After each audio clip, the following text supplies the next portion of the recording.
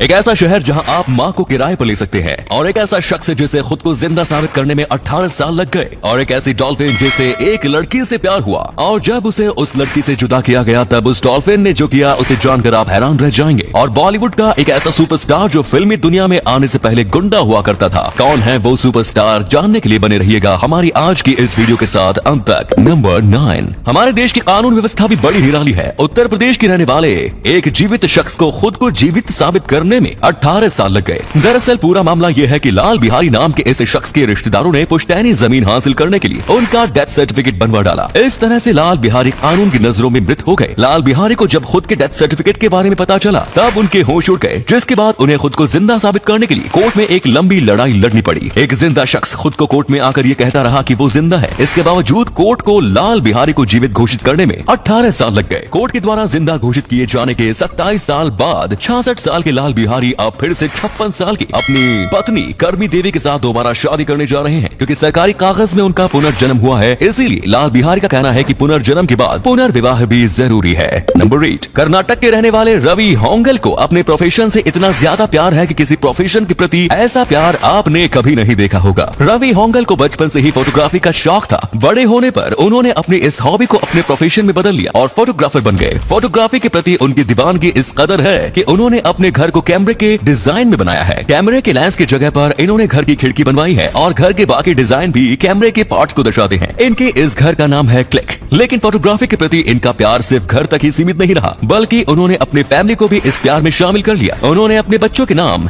Epson, cannon और Nikon रखे हैं। Next is number 7। कहते हैं कि दुनिया में पैसे से हर कुछ खरीदा जा सकता है, बस रिश्ते नहीं खरीदे जा सकते। लेकिन अब ये बात भी गलत साबित होने वाली है, क्योंकि अगर आप न्यूयॉर्क में रहते हैं तो फिर आप अपने लिए माँ खरीद सकते हैं। ब्रुकलिन के रहने वाली नीना केनियली नाम की एक महिला ने इस सर्विस की शुरुआत की, जिसमें वो युवाओं को माँ किराए पर देती हैं। इस सर्विस से जुड़ी औरतें $40 प्रति घंटे की दर से अपनी माँ बन सकती हैं और फिर किराए की ये माँ रियल माँ की तरह आपके लिए घर का खाना बनाती है, आपके साथ बैठकर आपसे बातें करती है, आपकी बातें सुनती है, जरूरत पड़ने पर आपको सलाह भी देती है और आपकी काम में मदद भी करती है। शहर में अकेले रहने वाले युवाओं के लिए अपनी माँ की कमी को दूर करने का ये बेहतर तरीका है।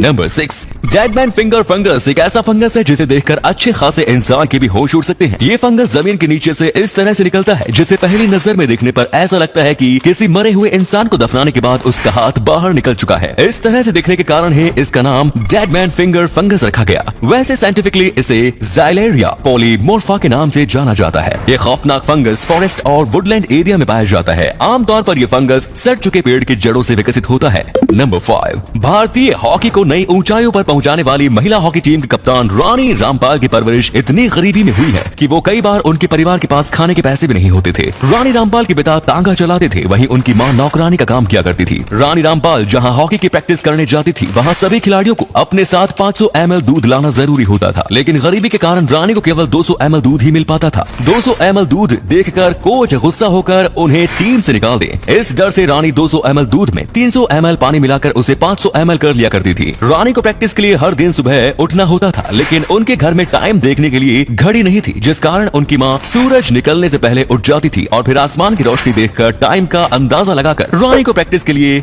जगाया करती थी। रानी रामपाल के संघर्ष को हमारा सलाम। हमारे देश के युवाओं को रानी जैसी रियल हीरो से इंस्पिरेशन लेनी चाहिए। नंबर 4। भारत सरकार दिल्ली से मुंबई के बीच एक ऐसे एक्सप्रेस वे के निर्माण पर विचार कर रही है जिसके बन जाने के बाद ट्रांसपोर्टेशन की दुनिया में क्रांतिकारी बदलाव आ सकता है। भारत सरकार इन दोनों बड़े शहरों के बीच 1300 किलोमीटर लंबा ई हाईवे बनवाना चाहती है। इस ई हाईवे पर इलेक्ट्रिक बस और इलेक्ट्रिक ट्रक 120 किलोमीटर प्रति घंटे की स्पीड से चल सकते हैं। इस हाईवे पर 670 वोल्ट डायरेक्ट करंट और हेड केबल्स लगाए जाएंगे, जिसकी मदद से इलेक्ट्रिक ट्रक और बस चलते हुए ही अपनी बैटरी चार्ज कर सकेंगे। इस आधुनिक हाईवे के बन जाने के बाद लॉजिस्टिक कॉस्ट में 70% तक की कमी आएगी। इसके साथ ही वक्त की भी बचत होगी और सबसे बड़ा फायदा तो एनवायरमेंट का होगा। इस तरह के ई हाईवे और इलेक्ट्रिक गाड़ियां देश में पोल्यूशन की समस्या को काफी हद तक कम कर सकती है। नंबर 3। फिल्मी दुनिया में आने वाले हर कलाकार के संघर्ष की अपनी एक अलग कहानी होती है, लेकिन संघर्ष की कहानी जो कहानी जैकी श्रॉफ की है उस पर यकीन करना आपके लिए मुश्किल हो सकता है। आपको जानकर हैरानी होगी कि जैकी श्रॉफ ने फिल्मी दुनिया में आने की कभी कोशिश भी नहीं की थी। वो एक लोकल गुंडा थे और गुंडागर्दी की दुनिया में ही मस्त थे। गुंडागर्दी की दुनिया में इन्हें जग्गू दादा के नाम से जाना जाता था। एक दिन जग्गू दादा बस स्टॉप पर बस के इंतजार में खड़े थे। इसी दौरान एक आदमी ने इन्हें टोका और उनसे पूछा कि मॉडलिंग करोगे। इस पर जैकी श्रॉफ ने कहा कि पैसे देगा। इस दिन के बाद से ही जैकी श्रॉफ की किस्मत बदल गई और वो जग्गू दादा से जैकी श्रॉफ बन गए। मॉडलिंग में उन्हें किस्मत से मौका तो मिल गया, लेकिन फिल्मी दुनिया में उन्हें अपनी पहचान बनाने में काफी मेहनत करनी पड़ी।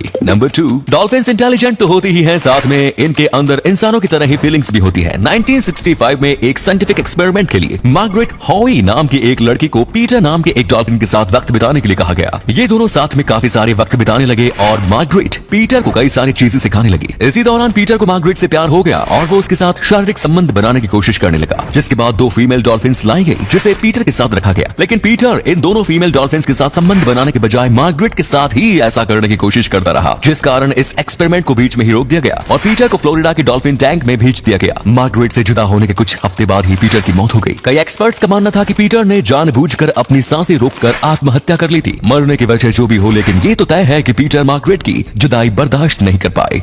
नंबर 1, इंसान की जिद क्या होती है वो आप इस तस्वीर को देखकर समझ सकते हैं। चीन के इस हाईवे के बीचों बीच मौजूद ये 5 मंजिला मकान एक ऐसे जिद्दी शख्स की है जो किसी भी कीमत पर अपना घर छोड़ने के लिए तैयार नहीं हुआ। सरकार ने इस शख्स को मुआवजे के तौर पर काफी सारे पैसे देने की कोशिश की, लेकिन इसने अपना फैसला नहीं बदला। दोनों ओर से हाईवे का निर्माण कार्य पूरा हो चुका था और बस ये घर इस हाईवे के चालू होने में दीवार बना हुआ था, लेकिन फिर भी ये शख्स घर खाली करने के लिए तैयार नहीं हुआ। लाख कोशिशों के बावजूद जब इस शख्स ने अपना घर खाली नहीं किया, तब हार मानकर घर के बगल से सड़क का निर्माण करना पड़ा। तो उम्मीद है आपको आज की वीडियो पसंद आई होगी। अगर हाँ तो वीडियो को लाइक करें। इनमें से कौन सा फैक्ट आपको सबसे ज्यादा अच्छा लगा कमेंट्स में जरूर बताएं। इस तरह की और भी इंटरेस्टिंग फैक्ट वीडियोस देखते रहने के लिए चैनल को जरूर सब्सक्राइब करें। धन्यवाद।